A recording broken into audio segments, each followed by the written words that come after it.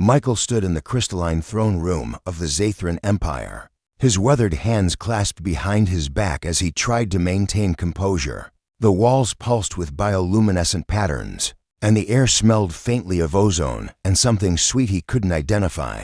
3 years ago, he'd been a simple botanist on Earth, studying mycorrhizal networks in Oregon forests. Now he was the human ambassador to one of the galaxy's most powerful civilizations, and he had no idea how he'd gotten here. Queen Vermaya descended from her floating days, her 6 eyes fixed on him with an intensity that made his skin prickle. The Zathran were magnificent creatures towering, with iridescent carapaces that shifted through colors humans had no names for, and minds so advanced they'd been navigating wormholes when humanity was still figuring out fire. Ambassador Michael, the Queen's voice resonated directly in his mind, bypassing his ears entirely.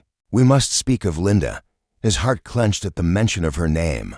Linda, the Queen's daughter, or what passed for a daughter in Zathran biology. He'd met her 6 months ago when she'd requested a human tutor to learn about Earth's ecosystems. What started as formal lessons had become something else entirely. Your Majesty, Michael began carefully. If I've overstepped, you have taught my daughter to laugh, Vermaya interrupted, moving closer. Each of her movements was fluid, almost hypnotic.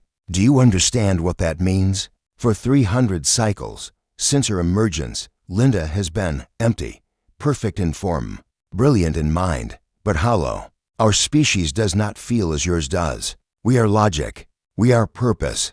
We are survival. Michael swallowed hard. He'd noticed how different Linda was from other Zathran. Where they were calculating and distant, she asked questions about poetry, about music, about why humans cried at sunsets. Then humans arrived, the Queen continued, and Michael could have sworn he heard something like wonder in her telepathic voice.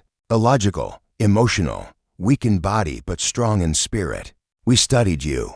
We analyzed your art, your wars, your love.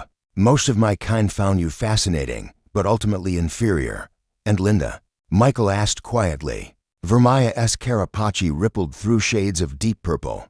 Linda became obsessed. She consumed every piece of human culture we'd archived. She learned 7 of your languages. She painted Michael, a Zathran princess who should be studying quantum mechanics, and military strategy, learned to paint watercolors of Earth's oceans, places she's never seen. Michael remembered the paintings. Linda had shown them to him shyly. If a 7-foot-tall alien could be said to do anything shyly, they were technically perfect but emotionally raw, each one depicting some scene from Earth with a longing that made his chest ache. When you arrived, the Queen said, I assigned you to her as a test, to see if direct contact would cure her of this affliction, this humanity she'd developed. I'm sorry, Michael said, meaning it. I never intended to cause problems. You misunderstand. Vermaya moved even closer, and Michael could see his reflection in each of her 6 eyes. You cured nothing.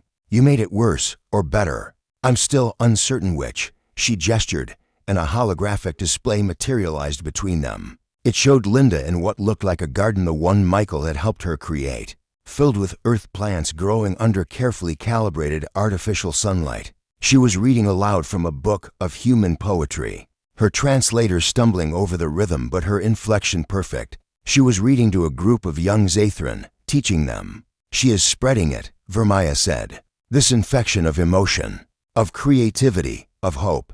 23 young Zathran now attend her humanity classes.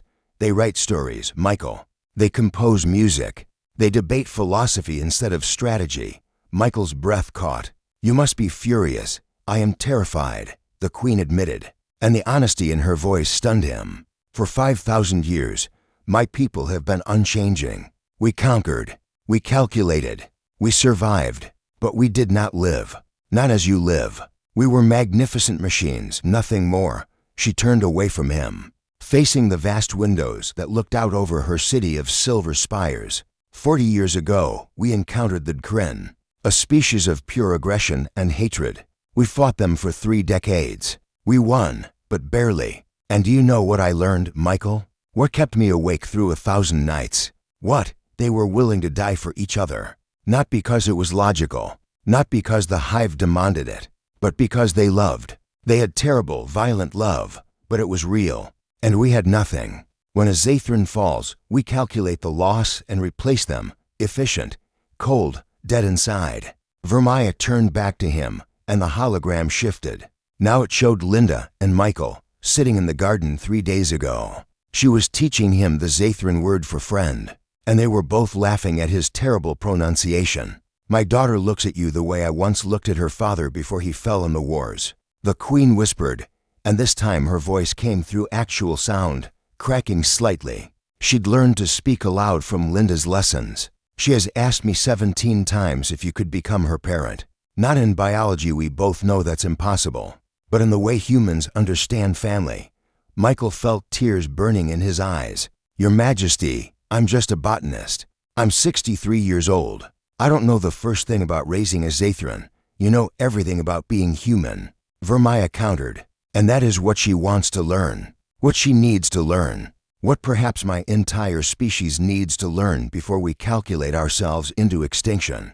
She moved directly in front of him, and very carefully, mimicking a gesture Linda must have taught her. She placed one of her primary limbs on his shoulder. Michael, ambassador, teacher, father, I am asking you, as a mother who finally understands what that word means, to accept my daughter. Teach her, guide her, help her become whatever bridge our two species need. And perhaps, her voice grew even softer, teach me as well. Michael looked past the queen to where Linda had just entered the throne room, her carapace shifting nervously through colors. She'd been listening, he realized, waiting to see if he'd accept. He thought of his own daughter back on Earth, grown and with children of her own.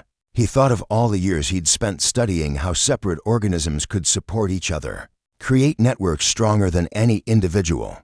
He thought of Linda's terrible, beautiful paintings and her infectious curiosity.